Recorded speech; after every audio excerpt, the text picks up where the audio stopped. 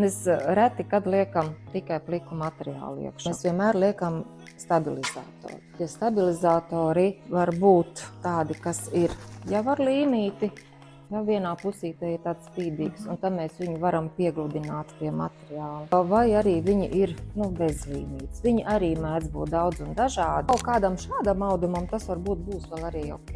Ja? Bet ja tikko tas audums varbūt ir tāds slīdīgāks, kustīgāks, ja, tad tomēr viņu vajadzētu piegludināt. Tas ir labi materiālam. Ja ir kaut kāds samts vai flīzes, vai kas no šitā te rāmja paliek nospiedumi. Ja, jo es viņu redzēju diezgan stingri, man viņš ir jāiespriego un viņam jābūt tādam tā kā bungu virsmas. Un tas nevienmēr ir labi tam materiālam. Tad mēs varam darīt tā, ka mēs iespriegojam tikai šo stabilizātoru un šo mēs uzlīmējam pa virsu. Sanāk tas princips tāds, kad es lieku rāmītī tikai to stabilizātoru.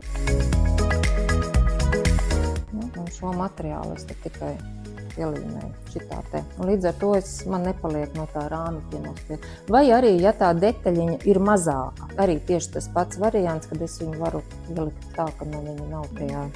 Jā, tikai tā. Tā kā tas ir bišķīt jāskatās no materiāla. Ja.